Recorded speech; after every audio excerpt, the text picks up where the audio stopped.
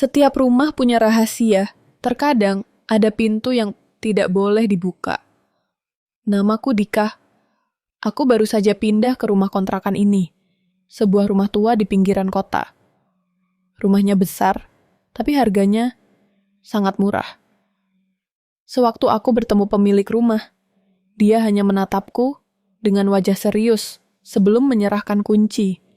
Kamu boleh pakai semua ruangan di rumah ini, tapi jangan sekali-kali membuka pintu di ujung lorong lantai 2. Aku hanya mengangguk, menganggap ini hanyalah tahayul orang tua. Tapi aku salah. Malam pertama aku tinggal di rumah itu, ada sesuatu yang terasa aneh. Di lantai 2, pintu yang dilarang itu tampak lebih tua dari bagian rumah lainnya. Kayunya retak-retak, warnanya kusam, dan ada goresan-goresan aneh di sekeliling kusennya. Saat aku melewatinya, tiba-tiba udara terasa lebih dingin. Aku merinding, tapi aku tetap mengabaikannya. Lalu, malam itu, aku mulai mendengar suara-suara.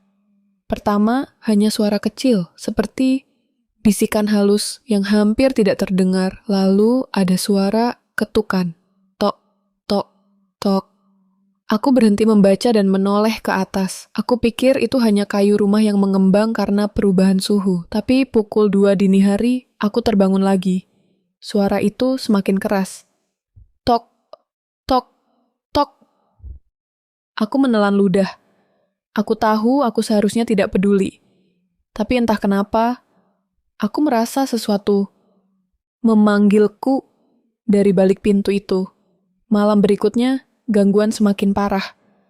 Pintu itu mulai bergetar sendiri di malam hari.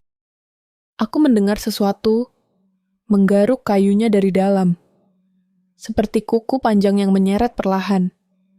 Aku tidak tahan lagi. Aku memutuskan untuk menghubungi pemilik rumah keesokan harinya. Tapi nomor yang dia berikan tidak bisa dihubungi. Aku mulai mencari informasi tentang rumah ini. Dan yang kutemukan membuatku merinding. Rumah ini pernah ditinggali sebuah keluarga. Ayah, ibu, dan seorang anak perempuan kecil. Mereka tinggal di sini selama bertahun-tahun. Sampai suatu hari, anak mereka menghilang. Tidak ada jejaknya. Orang tuanya melapor ke polisi, mencari kemana-mana. Tapi anak itu tidak pernah ditemukan. Anehnya, beberapa hari setelah pencarian dihentikan, ibunya juga menghilang.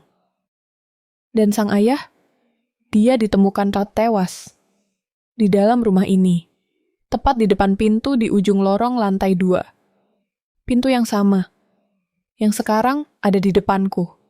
Aku mulai merasa tidak nyaman. Malam itu, aku berjanji pada diri sendiri.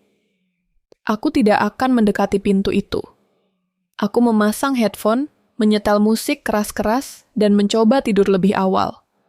Tapi, pukul 3 pagi, aku merasa ada yang menarik selimutku. Jantungku berdegup kencang. Aku membuka mata dan melihat bayangan hitam berdiri di depan pintuku. Aku sontak menyalakan lampu, tapi tidak ada siapa-siapa. Aku terengah-engah.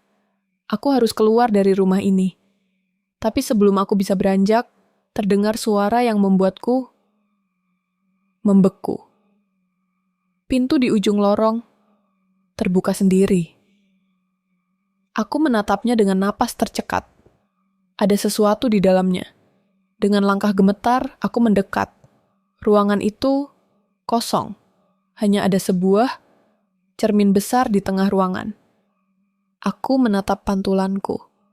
Dan saat itulah aku menyadari sesuatu yang salah.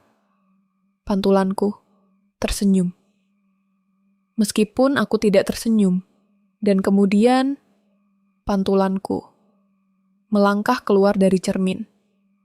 Aku mencoba mundur, tapi tubuhku terasa berat. Tiba-tiba, semua menjadi gelap. Aku membuka mata. Aku masih berdiri di depan cermin, tapi aku tidak bisa bergerak. Aku mengetuk kaca dengan panik.